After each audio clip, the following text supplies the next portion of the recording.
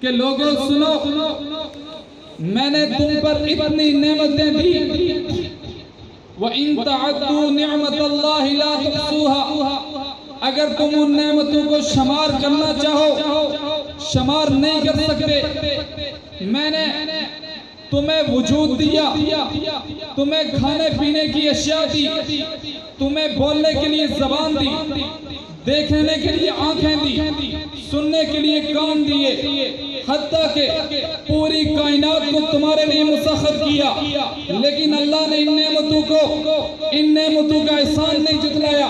لیکن ایک ایسی نعمت جسے دے کر اللہ نے احسان جتلایا، اللہ نے فرمایا لَقَدْ مَنَّ اللَّهُ عَلَى الْمُؤْمِنِينَ إِذْ بَعَثَ فِيهِمْ رَسُولًا، کہ لوگوں میں نے اتنی نعمتیں دے کر احسان نہیں جتلایا، لیکن ایک ایسی نعمت میں تمہیں دے کر احسان جتلا رہا ہوں۔ وہ نعمت یہ ہے کہ لوگوں میں نے تمہیں اپنا محبوب عطا کر دیا۔ کہہ دو سبحان اللہ۔ لَقَدْ مَنَّ اللَّهُ عَلَى الْمُؤْمِنِينَ إِذْ بَعَثَ فِيهِمْ رَسُولًا، اللہ نے اپنا محبوب ہمیں عطا کر کے احسان دلایا۔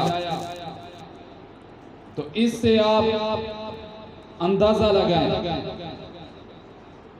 کہ اللہ کے نبی صلی اللہ علیہ وسلم کی آمد اور اللہ کے نبی صلی اللہ علیہ وسلم کی اہمیت کتنی ہے۔